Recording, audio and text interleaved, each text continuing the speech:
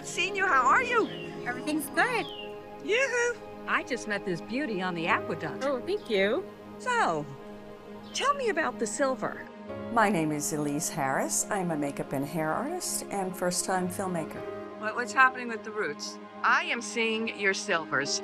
Are you starting to grow them out? I've been doing this for 45 years. We have a real makeup artist here. If you want to learn any tips, go see Elise Harris. Hi, Elise. Hi, Martha. Okay, what we've done here is we've now... Women all over the world are ditching the dye. Turn around, let me see that hair.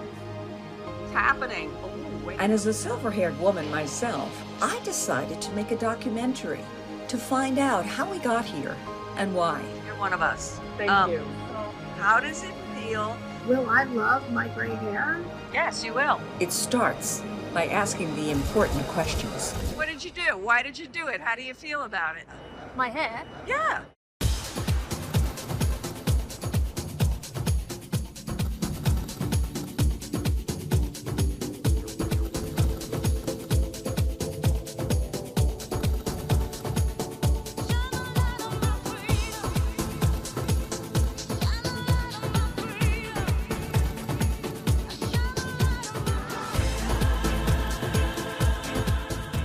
Good morning.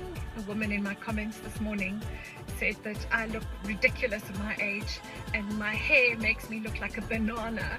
Honestly, everybody knows I look like an ice cream cone. I was at Kohl's today and this lady stopped me and she said, "I love your hair. Where do you get it done?" And I said, "Oh, this is the work of the Lord."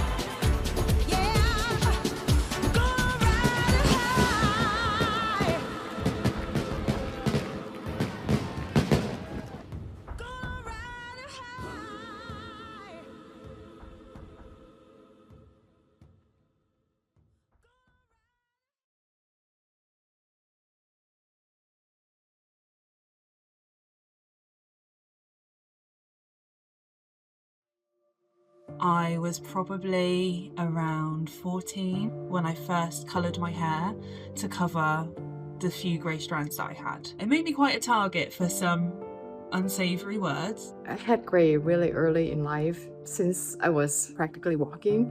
Ho iniziato ad avere I primi capelli bianchi a 17 anni. When I was 18, maybe 16. I was about 16 years old. I was 12 years old. Age 55. I was 20. I was about 16 years old. I was 26 and I was pregnant with my daughter.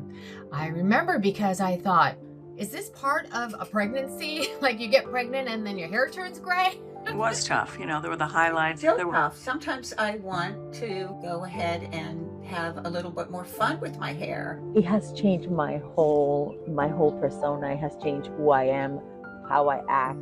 I found it to be very challenging. If no women dyed their hair, it would not look as old. I mean, we'd be lying if gray wasn't associated with old. The issue is that we associate old with bad.